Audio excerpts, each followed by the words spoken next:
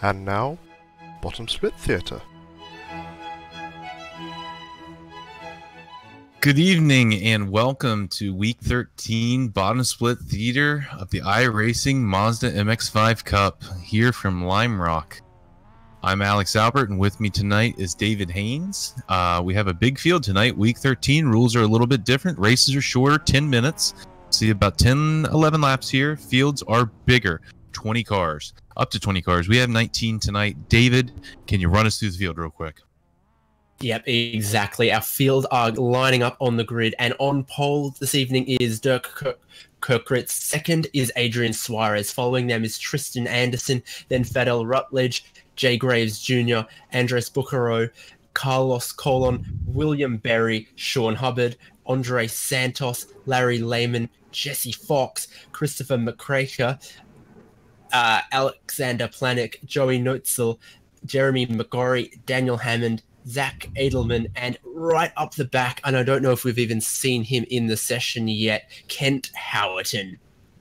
Yeah, Kent Howerton from Texas was not able to make the tow. Sent in his entry forms, but didn't show. So Kent won't be here tonight. We'll have 18 starters.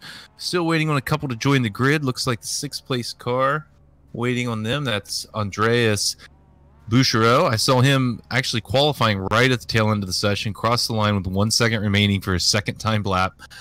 That was perfect timing.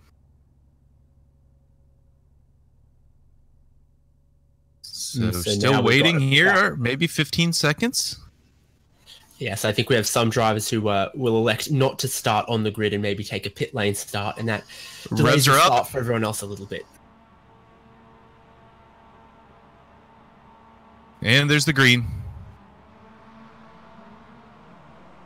It's like the leader got kind of a slow start, but able to get away with it here. Yeah, meanwhile, Tristan Anderson gets through for second place. Behind them, everyone through turn one looks mainly like it. Yep. Everyone being very courteous back through the field there. Whoa! As we see a spinner towards the back, got one coming back onto the racing surface.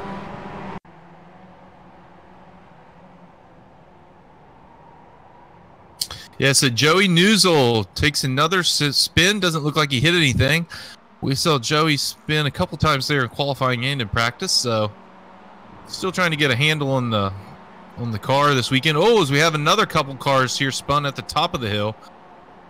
Tristan J. Anderson's caught up in that. So is Zach Edelman. Yeah, it's a very, very tricky section of the track. Maybe we'll get a replay of Jeremy McGrory, because he's come up the hill there. You go over the crest, the car can get light, but he might have just been... Yeah, he's just lost the rear of the car all by himself as you come over the crest, and there's a weight transfer there, and if you're not careful, it will catch you out like it has some of our drivers. Just saw heavy contact. Sean Hubbard down in turn two made heavy contact with, I didn't catch the other car's name. Looks like Hubbard's going to call it a night.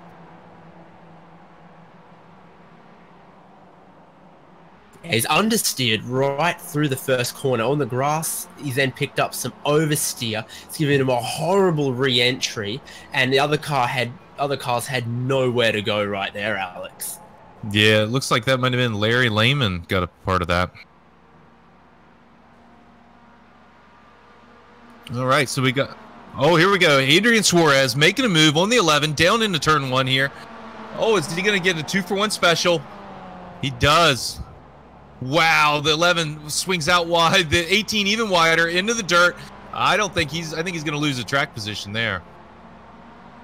It is very spicy for that third position. As we said, this is a bigger grid, shorter races. That just means more and more action. And so some of these guys are very, very desperate for these positions, indeed. So Adrian Suarez here, defending from Carlos Colon. Behind them, William Berry. All of them looking very aggressive. Carlos was getting right into the rear bumper of Mr. Suarez earlier. Now William Berry takes it side by side with Carlos up the top of the hill there. Yeah, through the kink. That's... Oh, no, there he goes. The 11, very hard in the wall. Or no, that was the 10. Carlos Colon. And that's one of those things that these rookie drivers might need to learn, is that once you get onto the grass, if you keep the steering angle in, if you keep the throttle in, you will lose control of the car. You've got to, you can run wide out there on the grass a little bit, but you've got to straighten out the steering angle so you're not asking too much of your tires and too much on that lower grip surface, because otherwise it'll spin you around and you won't have the space in this tight track to save it. As Adrian Suarez follows the same mistake. Oh no. Oh, no. Just as I'm trying to give out some advice, Adrian Suarez is he nearly cleaned out. I think that was Jake Graves Jr. coming by. Yeah. Wow, is he back right onto the track?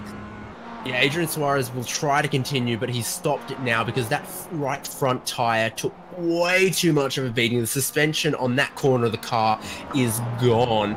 Well, so I think we're almost nearing halfway in this chaotic race, Alex. I might do a quick rundown. So leading from pole position, Dirk Kirkritz, good on him. Then in second place, Fidel Rutledge has managed to avoid some of the chaos, just 1.5 seconds behind, and with the fastest time last lap around, so that might close up for the lead. Fidel Rutledge is doing well. Then in third place, William Berry managed to avoid some of the mistakes that Carlos and Adrian made around him. So now third position, not assured, but looking more comfortable for William Berry. And then fourth up, 8 positions so far, Jesse Fox, and staying where he started, Jay Graves Jr. in 5th place. Alex, where do you see the action out there on track now? I have my eye on the battle for 7th and 8th. Alexander Planick, the #1 car in this split, is trying to hold off Zach Edelman. Edelman, I think, is just a little bit faster. He was a little bit slower in that last lap, but I think he might be able to close it up here now that he's got the draft. Yeah, Alexander Planick might be one of those drivers who are just a little bit more cautious, a little bit more elder statesman of the series, because that car's looking relatively clean to me. Meanwhile, Zach Edelman behind might be quick, but there's some damage on that car. Maybe Alexander Planick, the kind of driver to play. Let's jump to the front. Safe. Let's go to the front. This like battle is really heating up. Had been closing in Dirk Cockritz, and now they are together for the lead. There's really no surprise. Rutledge, again, one of the faster cars. Couple of B-class cars up here in the front with a C-class car rounding out the podium, shows that the experience, having a lot of races under your belt, really pays off, even here in Week 13 Global Mazda. Yeah, to get a B license and to hold on to it, you've got to be a relatively safe driver for sure, with the kind of safety rating that's needed for that. So these are two drivers who, while they might not be the fastest in these cars, hopefully will know how to race each other and give some respect. Jeremy McGrory just ahead, going to be losing another lap here. This will be interesting to see how the leaders deal with this. It'll be 4 to go this time at the line. Yeah, that's right. 3.5 minutes remain, and with how the white flag will fall when they cross the line next time, you are right, that will be 4 laps to go. That is how much time Fidel Rutledge has to line up a pass, make it work, if he wants to get through and take the win in this race. Yeah, I've focused my camera on Jeremy McGrory, and I just see these guys closing in. Oh, here we go. Fidel. Looked like Dirk ran a little wide. Fidel tried to take advantage. It almost caught himself out there with a bit of a rear slide. Gathered it back. Yeah, Dirk taking a defensive line into the first corner, and then he just went quite deep. Oh, there he goes! Contact! Wow, maybe just absolutely caught out by how slow Jeremy McGrory was there, but Dirk Hookritz just went straight into that lapped car. Maybe he thought he was going to hold the door open, but in the end, that window closed, and a couple scuff marks on the front of Dirk's car, but Fidel Rutledge loses out maybe 1.5 seconds in that, Alex. Yeah, some people might want to blame Jeremy on that one with the rookie stripes on his bumper, but I see that as Dirk's fault. Dirk just I don't think he was quite in the position there to own that corner and really just turn Jeremy around. Didn't give him any chance. I want to really quickly have a look at fourth place after this, because Jesse Fox has either... it might be being hunted down by Jay Graves Jr. Yeah. Last time around, Jay Graves Jr. was our fastest car on the track. So now that that's only a couple of tenths between these two, someone behind them goes off the track. Who's that? Adrian Suarez. Trying the grass everywhere. Maybe you should keep it on the bitumen, Adrian. But still, Jay Graves Jr. is catching Jesse Fox for that fourth position. Yeah, I don't think this grass here in Connecticut has the same type of grip that he's used to from the Iberian Peninsula. Maybe they grow it a little different over there. Yeah, here we go. Saving Jay the Graves circuit Jr. some money on mowing at the moment, that's for sure. Yeah, Jay Graves really lining up Jesse Fox here. Jay Graves qualified really well, got caught out early, ran a little wide into the grass, didn't lose control, but did lose quite a few positions. He's able now, through the attrition of the other drivers, able to work his way back up through here. I think he's really going to have a look next time by. Oh, there he goes. Movements from Jesse Fox. Very working the front tires too hard over the top of the hill. And I think he's realized that Jay Graves Jr. has just a little bit more experience, a little more pace, and lets him through for fourth position. All right, let's look here at 7th and 8th place. We have Zach Edelman, the Alexander Planick.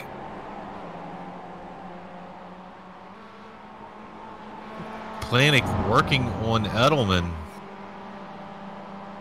Trying to work this gap down, get it just a little closer.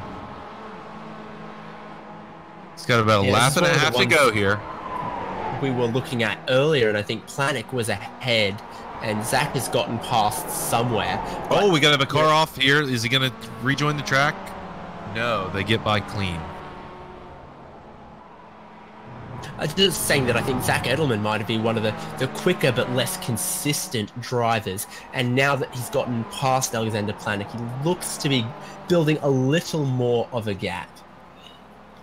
Yeah, about a second quicker that last lap. Let's see what it is this time. Similar margins, about 1.1 that time. So if Edelman can keep that pace up for the rest of this lap, he's got it in his hand. Here we go. Your winner, Dirk Kokritz, crossing the line. Followed closely in second by Fidel Rutledge. Good run, Fidel. And here comes William Berry down the hill and through the final turn to round out our podium. William Berry racing out of Georgia. He's a C-class driver, looking to move the one up through the ranks. Congratulations, William. Good finish. Jay Graves Jr. closely following for fourth. And Jesse Fox rounds out the top 5. Here comes Zach Edelman and Alexander Planick.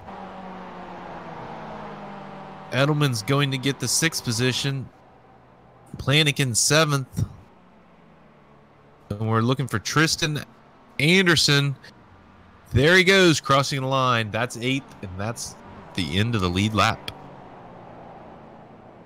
So I think we had some really great racing here tonight, David. The race, like we mentioned, was shorter than normal, with the field larger than normal, and I think that produced more drama and action than we typically might see.